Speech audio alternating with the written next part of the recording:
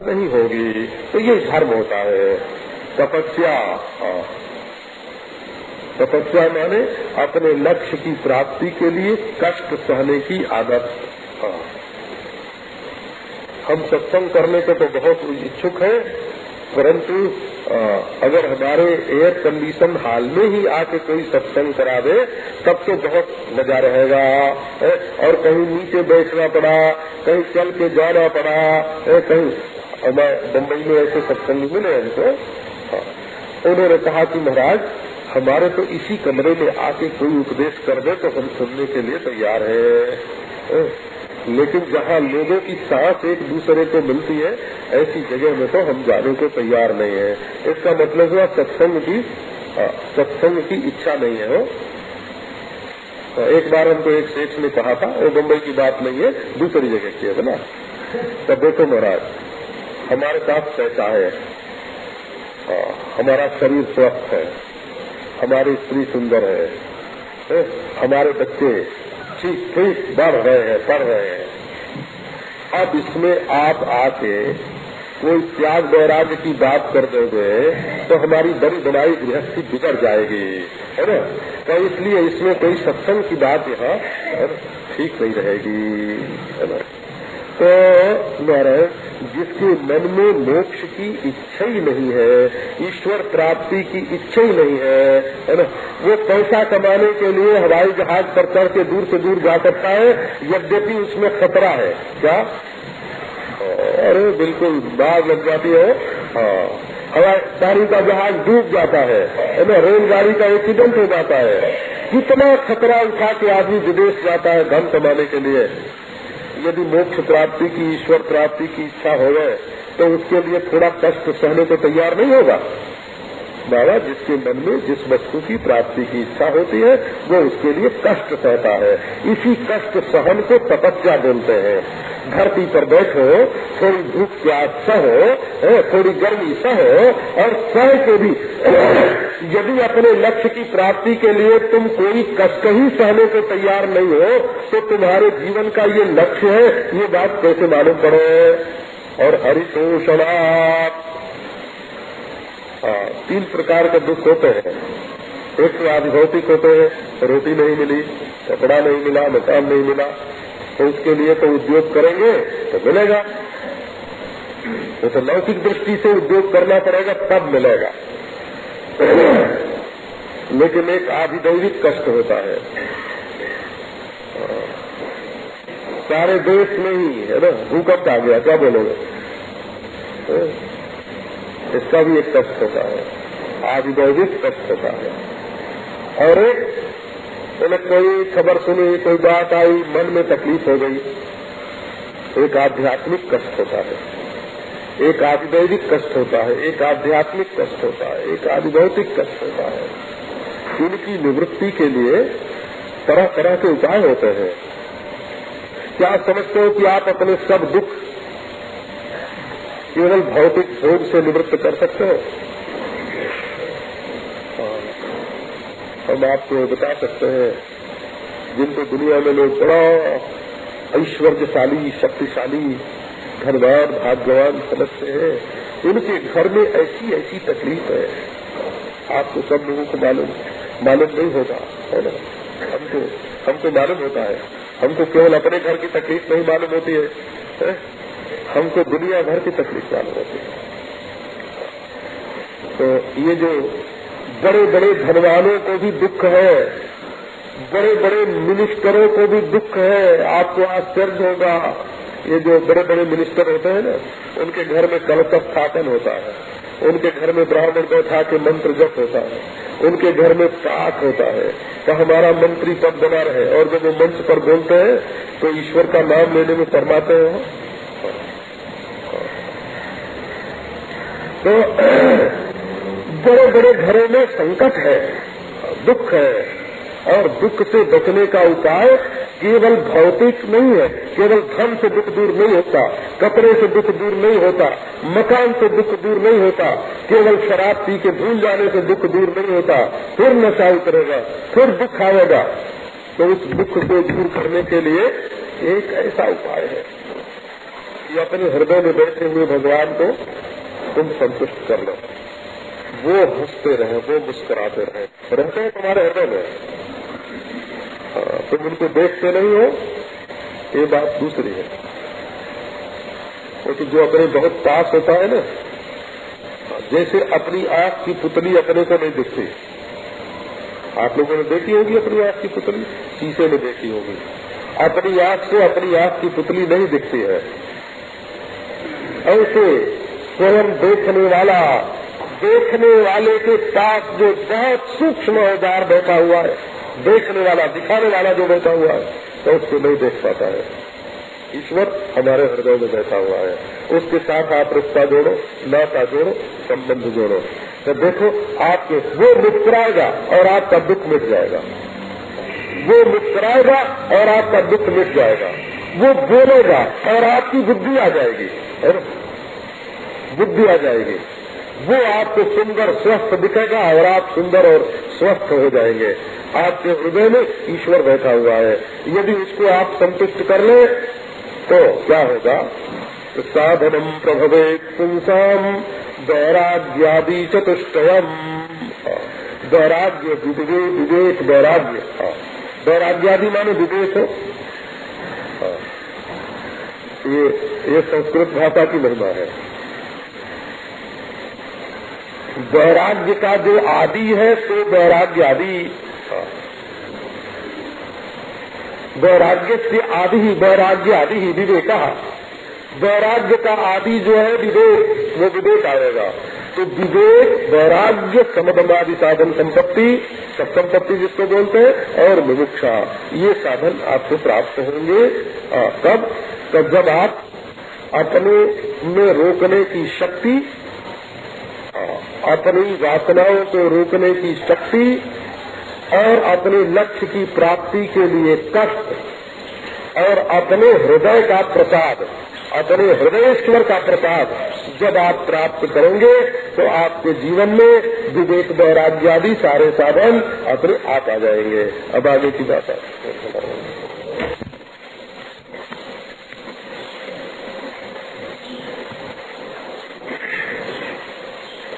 प्रश्न ये है कि हमारे जीवन में विवेक, वैराग्य आदि साधन संपत्ति किस प्रकार उदय हो?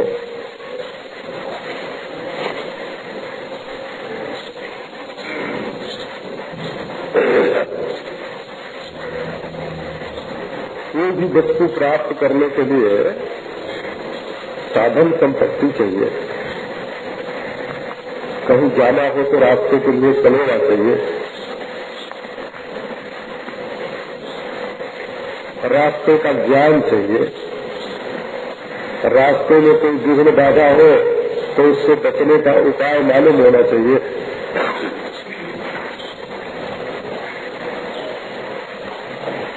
कहाँ पहुँचना है तो ये भी मालूम होना चाहिए।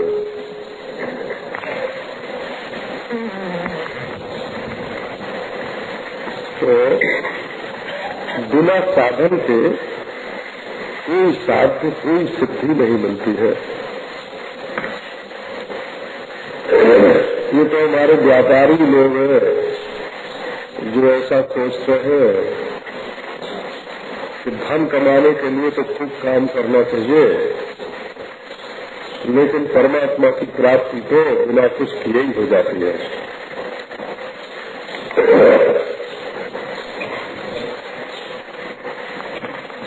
तो एक आपको इसकी बात सुनाता हूँ। धर्मेण तपसा हरिशोषणा। अपने धर्म का पालन करें, तपस्या करें और भगवान को संतुष्ट करें। तो एक सज्जन अभी आए थोड़े दिन पहले, और वो तो समझो दूसरी वेशभूषा में रहते हैं, टाई वाई लगाते हैं और एकदम जैसे कोई विलायतता ही रहने वाला हो। तो उन्होंने बताया कि महाराज हम ये शोध कर रहे हैं कि जैसे किसी को कोई वैज्ञानिक उपलब्धि प्राप्त करनी हो, माने साइंस के बारे में, अणु शक्ति के बारे में, रॉकेट के बारे में, अंतरिक्ष गमन के बारे में यदि किसी को कोई जानकारी अनुभव प्राप्त करना हो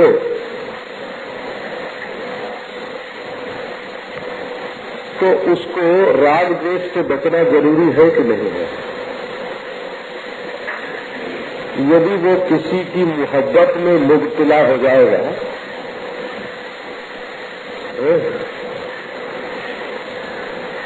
किसी की आसक्ति में, मोह में, मोहब्बत में डूब जाएगा, तो जिससे मोहब्बत होगी उसके बारे में वो ज्यादा सोचेगा, विचारेगा कि आणविक शक्ति के बारे में और रॉकेट छोड़ने के बारे में विचार करेगा। तो हमने ये देखा है कि यदि हम किसी से गाली गलौज करके, मारपीट करके, दुश्मनी करके और फिर भौतिक विज्ञान की बात भी सोचने विचारने के लिए बैठे हैं तो हमारे दिमाग में ठीक नहीं आती है। अच्छा, हमारा चित्त चंचल हो और हम अणुबम संबंधी गणित लगा रहे हैं तो क्या लगेगा?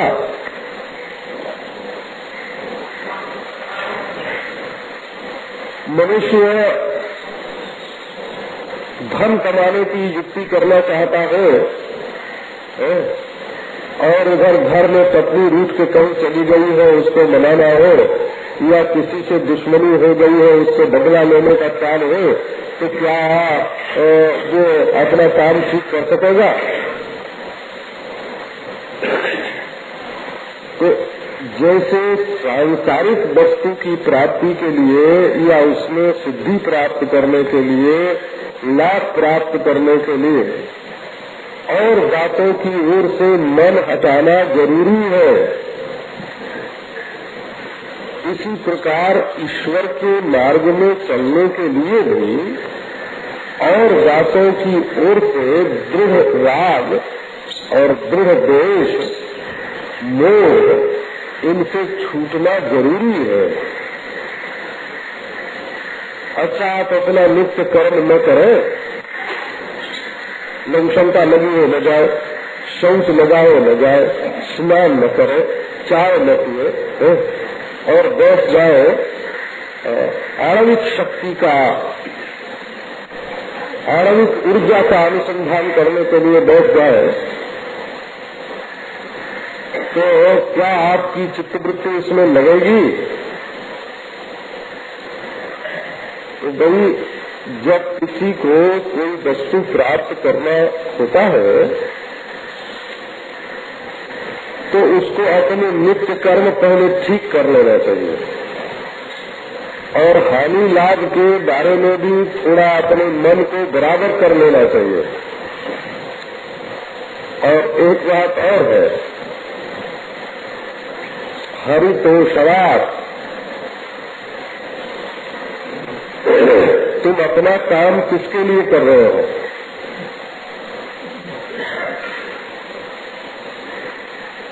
हमको तो केवल हमारी श्रीमती जी को प्रसन्न करना है। तो क्या करोगे? कि उनके लिए तुम साड़ी का बंदोबस्त ठीक करोगे, उनके लिए वस्त्राभूषण का प्रबंध ठीक करोगे, तुम कोई जगत के मूल में विद्यमान तत्व का अनुसंधान नहीं कर सकोगे। हरितोषणात् का अर्थ ये है कि सबके हृदय में विराजमान और सबका मूल कारक और सबके अंदर व्याप्त जो ईश्वर है, उसको संतुष्ट करने के लिए यदि तुम काम करोगे तो राग द्वेष से मुक्त होकर के करोगे। तो कस्मै देवाय हविषा विधेम, तुम जो काम कर रहे हो वो किसके लिए? बोले जिससे सारी सृष्टि का भला हो उसके लिए, जो सारी सृष्टि में मौजूद है उसके लिए। हम ईश्वर को प्रसन्न करने के लिए अपना काम करते हैं। एक दिन एक सज्जन ने पूछा कि महाराज हिंदू धर्म में बड़ी गड़बड़ी है, ये समझना बड़ा मुश्किल है कि क्या खाए और क्या न खाए। कहीं कहीं जमीन में पैदा हुआ जो कंद है उसको खाना तो पाप बता देते हैं, और प्राणी के शरीर में से निकली हुई जो चीज है उसको खाने योग्य बता देते हैं। आप देखो क्या हिंदू धर्म में क्या गड़बड़ी है। हमारी तो अकल ही काम नहीं करती कि क्या खाए क्या न खाए।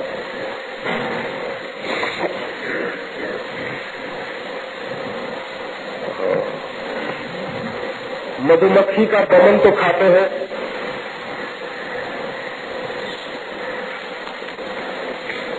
कौवे का जूठा फल में मुंह मार देता है, खा लेते हैं। तो देखो हमने कहा देखो तुमको हम सीधी सादी बात बताते हैं, जब कोई चीज तुम्हें खाने को मिले तो ये विचार कर लो कि ये भगवान को भोग लगाने योग्य है कि नहीं। हरितोषणार्थ हरितोषणार्थ। यदि उस वस्तु का ईश्वर को भोग न लगता हो तो समझो कि तुम्हारे खाने योग्य नहीं है। तो कर्म कौन सा करना चाहिए? तो विश्वास हो कि ये कर्म करने से समष्टि अंतर्यामी परमेश्वर हमारे ऊपर प्रसन्न होगा। भोग कौन सा करना चाहिए? तो ईश्वर के सामने वैसा भोग करने का हमको हक प्राप्त है। ईश्वर ने हमें भोजन करने का अधिकार दिया है कि नहीं दिया है? तो ये बात तो बड़ी सीधी सादी है। धर्म का रहस्य तो सब लोग नहीं समझते हैं। धर्म का रहस्य किसी वस्तु में नहीं होता है, और धर्म का रहस्य किसी क्रिया में भी नहीं होता है। धर्म का रहस्य कर्ता की बुद्धि में होता है। जिस चीज के लिए मना किया हुआ है कि ये काम नहीं करना चाहिए, जब उसको तुम करने के लिए जाते हो तो वासना के वशीभूत होकर के जाते हो। जिस काम के लिए मना किया हुआ है ना कि ये नहीं करना चाहिए, उसको क्यों करते हो? मन नहीं मानता है।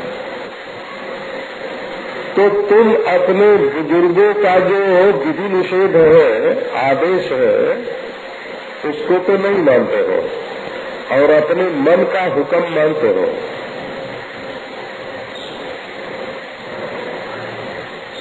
तो धर्म वस्तु में नहीं होता, धर्म क्रिया में नहीं होता। धर्म अपने अंतःकरण में सत संस्कार डालने वाली जो वासना है, जो कर्तृत्व है, उससे उत्पन्न होता है। और जो असद वासना और पापित्व की भावना उत्पन्न करने वाला जो कर्म है ना, जिससे उत्पन्न होता है, ये वो नहीं करना चाहिए। यही धर्माधर्म का विवेक है। ये मनुष्य वासना के पीछे बहने के लिए पैदा नहीं हुआ है। ये जिस मन में वासना आती है उस मन को काबू में करने के लिए पैदा हुआ है। यही इसका धर्म है। और जो कष्ट सहन करने के लिए तैयार नहीं है वो अपने लक्ष्य की प्राप्ति का इच्छुक नहीं है। जो व्यक्तिगत सुख स्वार्थ की भावना छोड़कर ईश्वर को प्रसन्न करने के लिए आगे नहीं बढ़ना चाहता, वो परमार्थ के अध्यात्म के मार्ग में आगे बढ़ ही नहीं सकता। तो तीन बात बताई, स्वधर्म का पालन और कष्ट सहिष्णुता और भगवान का संतोष। इनसे हमारे जीवन में वे साधन प्रकट होते हैं जिनसे ईश्वर की प्राप्ति होती है। वैराग्यादि च पुष्टयम्। एक बड़े भारी नेता है, उनसे किसी ने पूछा कि हम आपका बताया हुआ ध्यान करेंगे, आपकी बताई हुई साधना करेंगे, आपके शिष्य बनेंगे, आप बताओ ईश्वर मानना जरूरी है कि नहीं? तो बोले कि नहीं, कोई जरूरी नहीं है, तुम जो हम ध्यान बताते हैं उसे करो, जो साधना बताते हैं उसे करो, ईश्वर को मानना कोई जरूरी नहीं है। ऐसे एक सज्जन है, बोला आप लोग अपने बारे में पढ़ते ही होंगे। ठीक है, बहुत बढ़िया। उनसे फिर किसी ने पूछा कि महाराज हम जरा शराब भी पीते हैं और थोड़ा मांस भी खाते हैं, तो इससे आपकी बताई हुई साधना में कोई बाधा तो नहीं पड़ेगी? तो बोले कि नहीं, कोई बाधा नहीं पड़ेगी, तुम जो खाते हो सो खाते रहो। तो बात देखो जो सच्ची है सो आप सोचना है। तो तुम भोजन में तो कोई परहेज करना नहीं चाहते और ईश्वर पर विश्वास करना नहीं चाहते। अच्छा, और साधना करके कौन सी सिद्धि प्राप्त करना चाहते हो? मैंने तुमको मिलेगा क्या? साधना करके तुमको मिलेगा क्या? न तुम कर्म में परहेज चाहते हो, न भोग में परहेज चाहते हो, न ईश्वर पर विश्वास करना चाहते हो, तो साधन करके कौन सी चीज पाना चाहते हो? जरा इस पर भी तो विचार करो। कहा हम ये पाना चाहते हैं महाराज कि थोड़ी देर के लिए बैठे तो हमारी चित्त वृत्ति शांत हो जाए। तो बोले कि ये बात तो नींद आ जाने से ही तुमको प्राप्त हो जाती है, इसके नींद आने से ही तुमको आराम मिल जाता है, विश्राम मिल जाता है, शांति मिल जाती है, इसके लिए तुम साधना क्यों करना चाहते हो? तो देखो इसका कोई जवाब नहीं है। असल में जो अपने आत्मा को ब्रह्म के रूप से जानना चाहते हैं, जो ईश्वर की प्राप्ति चाहते हैं, जो परमार्थ चाहते हैं, उनके जीवन में साधन की भी आवश्यकता होती है। बिना चरित्र की शुद्धि के, बिना संकल्प की शुद्धि के, बिना चित्त की एकाग्रता के परमार्थ के बारे में तो तुमने पहले से ही धारणा बना ली कि ईश्वर है कि नहीं है। तो जो इधर से लौटता है, ब्रह्मादिस्थावरांतेषु वैराग्यम विषयेष्वनु, ब्रह्मा से लेकर के तृण पर्यंत विषयों में जिसको वैराग्य होता है, वैराग्य माने घृणा नहीं, ये नहीं कि हम सबसे घृणा करते हैं, तो घृणा करने का नाम वैराग्य नहीं है, द्वेष करने का नाम भी वैराग्य नहीं है ना। हाँ, घृणा में तो वस्तु को बहुत निकृष्ट समझा जाता है और द्वेष में दिल में जलन होती है। तो द्वेष का नाम वैराग्य नहीं है, घृणा का नाम वैराग्य नहीं है। तो वैराग्य कहते हैं कि दुनिया में किसी भी चीज से इतना लगाव न हो कि उसके लिए हम अपने आत्मा को, ईश्वर को भूल जाए। इतना लगाव दुनिया में किसी चीज में नहीं होना चाहिए। द्वेष भी न हो, राग भी न हो। हाँ, आसक्ति होगी, जैसे संसार में जब आसक्ति होती है, जिस किसी से आसक्ति होती है तो उस समय फिर वही सूझता है, और किसी से दुश्मनी हो जाती है तो जिससे दुश्मनी हो जाती है फिर वही सूझता है। तो अगर दुश्मन ही दुश्मन सूझने लगे और दोस्त ही दोस्त सूझने लगे तो ईश्वर तो भूल जाएगा। तो वैराग्य का अर्थ ये होता है कि दुनिया में कहीं हम अपने को दोस्ती में या दुश्मनी में इतना न फंसा दे, इतना न फंसा दे कि अपने आत्मा का ख्याल छूट जाए। तो ये संसार के जो विषय है, इनसे राग करोगे तो बंधोगे, तो इनसे द्वेष करोगे तो भी बंधोगे, द्वेष करोगे तो जलोगे और राग करोगे तो बच जाओगे उसके साथ। विषय कहते ही उसको है जो बादल है। विषयवंती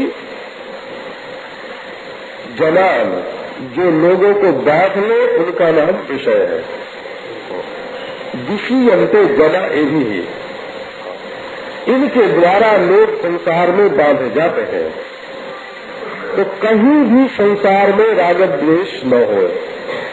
दृष्टांत दिया, जैसे मार्ग में काक विष्ठा है, कौवे ने बीट कर रखी है और हम रास्ते में चल रहे हैं, तो क्या करोगे? तो उससे राग करोगे? अच्छा उससे द्वेष करोगे? पहले उसको जाके उसकी सफाई करने लगोगे? तो नहीं, उसको जहाँ का तहाँ छोड़ो, तुम तो अपने रास्ते चलो।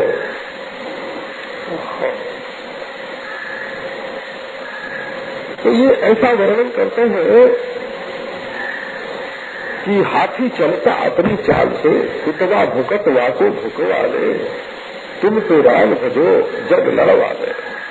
दुनिया की ओर से एक बार अपनी नजर को हटा के परमेश्वर की ओर लगाना, ये निर्मल वैराग्य है। नित्यनात्म स्वरूपम ही दृश्यम तद विपरीतम एवं जो निश्चय सम्यक विवेको वस्तु लक्षणी। अब वस्तु का विवेक बताते हैं, ये भी एक साधन है। मतलब यह है कि कहीं राग द्वेष मत करो, सत्य का अनुसंधान करने के लिए इस मार्ग में चलो। अब विवेक बताते हैं। विवेक क्या होता है? विवेक ऐसा होता है जैसे तिल्ली और चावल, काले तिल और चावल एक में मिल गए हो, तो चावल को अलग कर दिया और तिल को अलग कर दिया, तो इसको संस्कृत भाषा में विवेक बोलेंगे। विवेक माने दो चीज एक में मिल गई हो, बालू के कण और सोने के कण एक में मिल गए हो, तो बालू के कण से सोने के कण को अलग कर लेना, इसका नाम विवेक है। विचिर पृथक भावे विवेचनम विवेका। विचिर धातु पृथक भाव के अर्थ में है, अलग करने के अर्थ में है। तो जहाँ जो चीज मिल गई है वहाँ से उसको अलग कर लेना, इसका नाम विवेचन है। विवेचन को ही विवेक कहते हैं। इसका अभिप्राय है कि जो मैं है ना, हमारा मैं, वो यह के साथ मिल गया है। एक चीज होती है यह, जैसे फूल है, फूल क्या है? तो यह है। तो एक मैं है। मैं कौन है? तो जो आंख के रास्ते से देखता है, फूल को देख रहा है, तो देखने वाला मैं है और देखा जाने वाला यह है।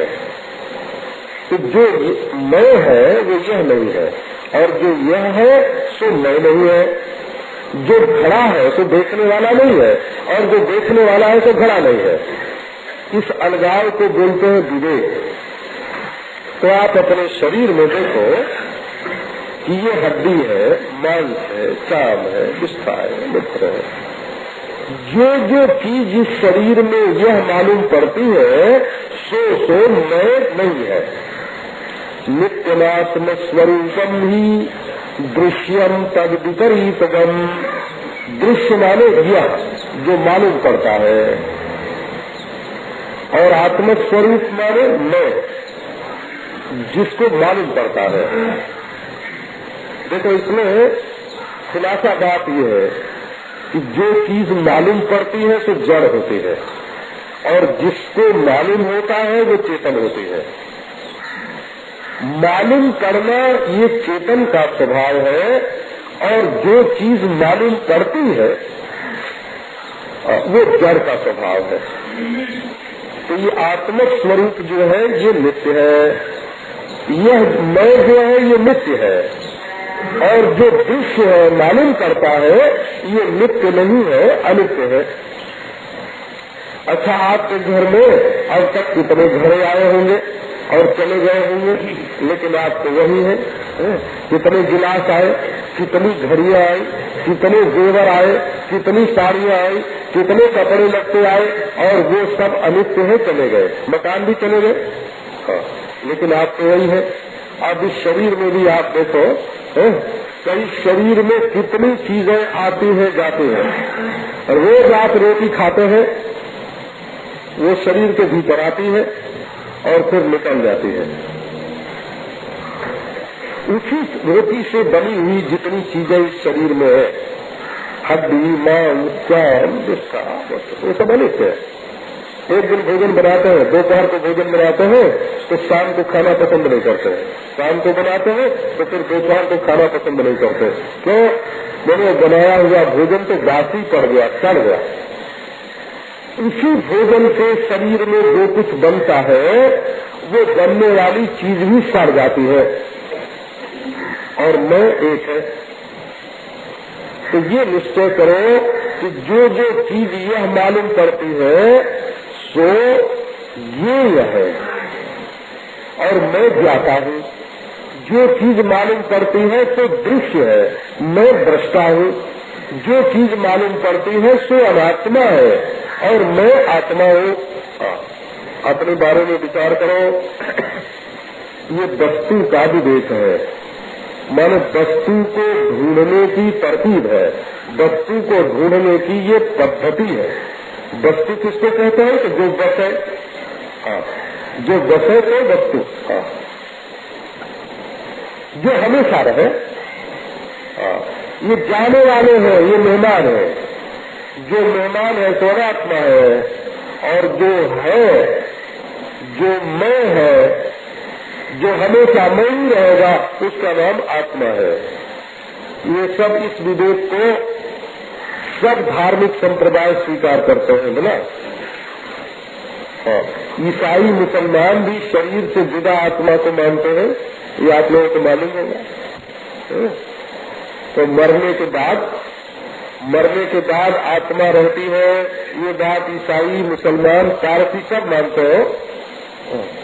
ये जैन, बौद्ध सब मानते हैं। श्री रामानुजाचार्य जी महाराज के संप्रदाय में इसको आत्मक ज्ञान बोलते हैं। वो दो ज्ञान बोलते हैं, एक स्वज्ञान, एक पर ज्ञान, एक आत्मा का ज्ञान, एक परमात्मा का ज्ञान। तो ये जो दृष्टा का ज्ञान है, चेतन का ज्ञान है, चेतन माने आत्मा, ये अपने आप को जब समझोगे तो यही तो भगवान से मिलेगा ना, जो नहीं भगवान से मिलता है।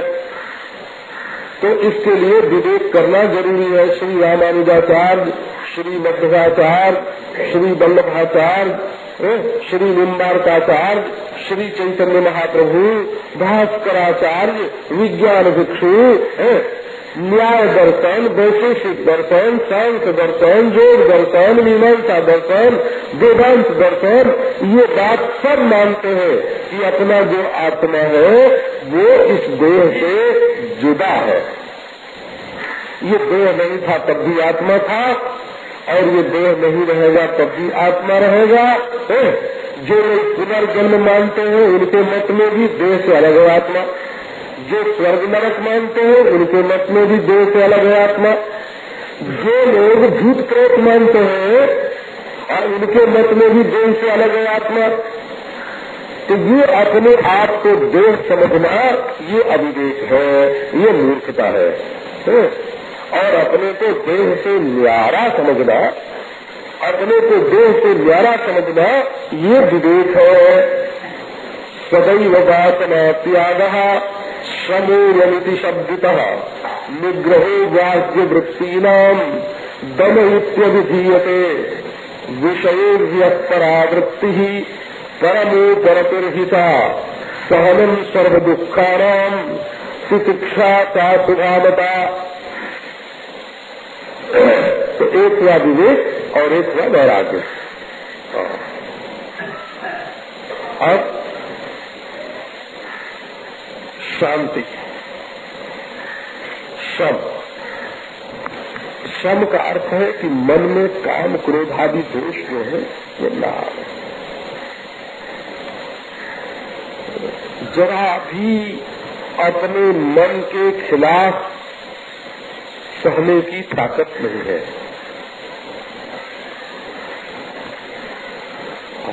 एक महात्मा ने कहा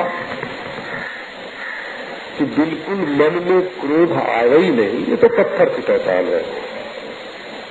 पत्थर तो बिल्कुल नहीं आता है, लेकिन क्रोध आ जाए और आने पर भी मुंह से गाली न निकले, किसी को मारे नहीं, उसका तिरस्कार न करे, उसका अनुभव न करे, मन में आए हुए गुस्से को कार्यान्वित न होने दे, तो ये मनुष्य का लक्षण है ना, ये मनुष्यता है। आया पर उसको जाने दो, है ना, उसको रोको मत।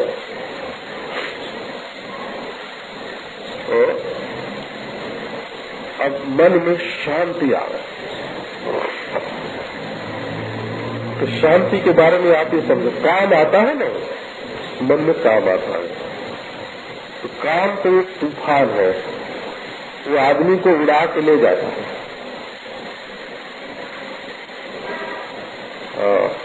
काम को बात रोग मानते हैं।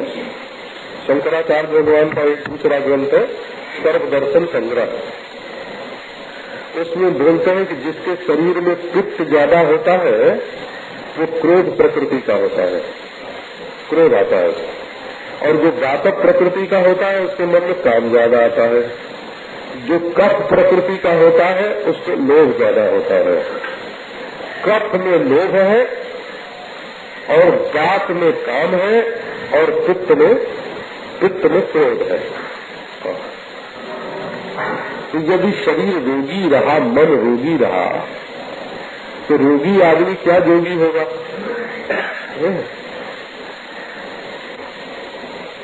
तो वासना का त्याग होना चाहिए।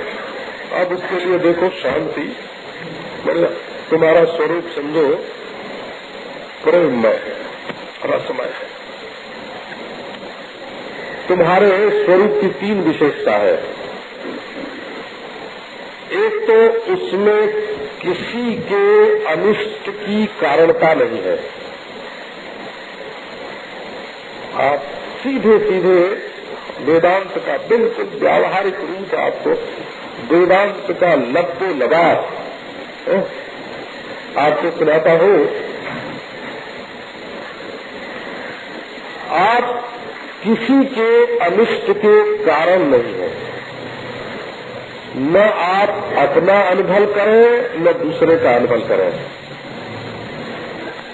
अनजान में भी अनुभव न हो, है ना। ये आनंद स्वरूप आप है। आप ऐसे रस स्वरूप है कि आपके शरीर को छू करके जो हवा चले तो दूसरे को मजा आ जाए। आप ऐसे हैं कि आप आंख उठा के किसी को देख ले तो वो तर हो जाए। आप किसी की ओर देखकर मुस्कुरा दे तो वो नाचने लग जाए। आपके जीवन में वो रस है, वो सौंदर्य है, वो माधुर्य है, वो प्रेम है, वो आनंद है कि उसमें दूसरे का कहीं अनिष्ट है ही नहीं। और आप केवल घटाकाश और मठाकाश और पटाकाश और उपसो भी निरूपा भी अधिष्ठान निरधिष्ठान सब जानते हैं, लेकिन आपके हृदय में जो रस है वो जाहिर नहीं हुआ। तो अभी समझना कि एक पर्दा पड़ा हुआ है, तुम्हारे वेदांत पर एक पर्दा है, अभी पर्दा पूरी तरह से फटा नहीं है। आप वो ज्ञान हो जिसमें कहीं अंधकार नहीं है, तो तुम्हारी वजह से कोई बेवकूफ तो नहीं बनता, तो तुम बेवकूफ बन के ठगे तो नहीं जाते। तो अगर तुम बेवकूफ बनते हो तो अज्ञानी हो कि नहीं? और दूसरे को बेवकूफ बनाते हो तो अज्ञान का दान करते हो कि नहीं?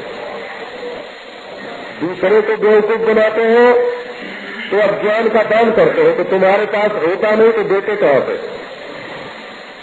अरे तुम्हारे पास पैसा है तो दूसरे को पैसा देते हो, तुम खुद बेवकूफ हो तो दूसरे को बेवकूफी देते हो।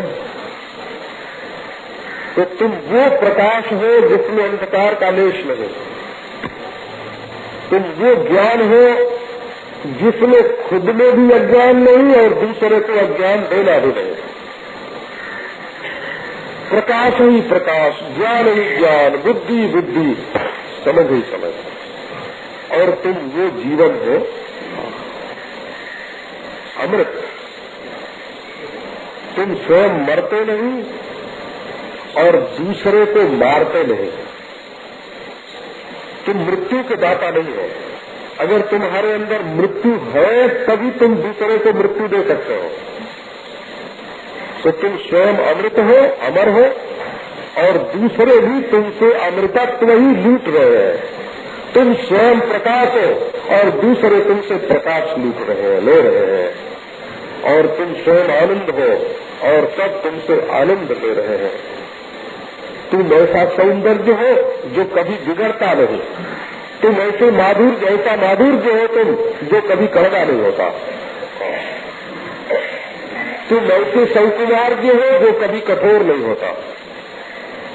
तुम ऐसे मधुर संगीत हो जो कभी बेसुरा नहीं होता। तुम ऐसे रस हो जो कभी सड़ता नहीं। तुम ऐसी गंध हो जिससे कभी तबीयत टूटती नहीं। पृथ्वी का सार तुम हो, जल का सार तुम हो, अग्नि का सार तुम हो, वायु का सार तुम हो, आकाश का सार तुम हो, मन का सार प्रेम तुम हो, और बुद्धि का सार विवेक तुम हो, और शांति का सार, एकाग्रता का सार शांति तुम हो, और संपूर्ण विश्व प्रपंच के सार परमार्थ परमात्मा ब्रह्म तुम हो। तो 1 घंटे 8 घंटे के है ना व्याख्यान के साथ कोई संबंध नहीं है। ये सचमुच ये तुम्हारा जीवन है, ये सचमुच ये तुम्हारा स्वरूप है। जब तुम वासना के वशवर्ती हो करके भाग दौड़ मचाते हो तो ये हमारे पास नहीं है। तो हम सुंदर होते तो दूसरे की सुंदरता देखने के लिए कायक भागते। सोचो हमारे अंदर सुख होता तो हम सुख दूसरे से लूटने के लिए क्यों जाते हैं? हमारा सच्चा जीवन सच्चा होता तो पराधीनता की क्या जरूरत पड़ती? तो अपने भीतर जो वस्तु है वो तो गई भूल। अपने अंदर तो दिखता है अभाव भाव। अपने अंदर तो दिखता है हमारे ये कमी है, ये कमी है, ये कमी है। यही ईश्वर का पुरस्कार है। असल में तुम्हारे रूप में ईश्वर ही तो प्रकट हुआ है। ये ईश्वर की ही अभिव्यक्ति है। घड़ा कोई भी हो, छोटा हो कि बड़ा हो, आड़ा हो कि टेढ़ा हो, लंबा हो कि मोटा हो, वो मिट्टी की अभिव्यक्ति है कि नहीं? मिट्टी में ही वो शक्ल बनी है। तो प्राणी कोई भी हो या वस्तु कोई भी हो, वो ईश्वर की ही अभिव्यक्ति है। उसमें जो ईश्वरता है उसको पहचानते क्यों नहीं? अच्छा तरंग छोटा हो कि बड़ा हो, बुलबुला छोटा हो कि बड़ा हो, दूध छोटी हो कि बड़ी हो, वो है तो पानी में। तो तुम पानी पने को छोड़ करके उसकी शकल छोटी है कि बड़ी है ये क्यों देखते हो? अपने आप को बिना देखे दूसरे को देखने के लिए जाते हैं और दुख पाते हैं। तो वेदांत ये कहता है कि तुम दूसरों को सुंदर देखने, सुखी देखने, है ना, कहिए इसके पास बड़ा सुख है, सुख का खजाना है, चलो हम भी लूट ले आओ। अपने घर का पहले क्यों नहीं देख लेते हैं? तो अपने में अभाव के बोध से वासना की उत्पत्ति होती है। तो असल में अपने में अभाव का बोध नहीं है, अभाव की भ्रांति है, क्योंकि ये विपरीत बोध है, उल्टा बोध है।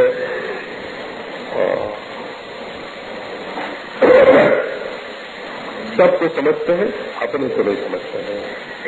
तो वासना त्याग जो है, आनंद लेने के लिए दूसरे की जरूरत, प्रकाश के लिए दूसरे की जरूरत, जिंदा रहने के लिए दूसरे की जरूरत, अपने आत्मा की पूर्णता को छोड़ करके दूसरे की पूर्णता से पूर्ण होने की जरूरत, ये सब वासना है। तो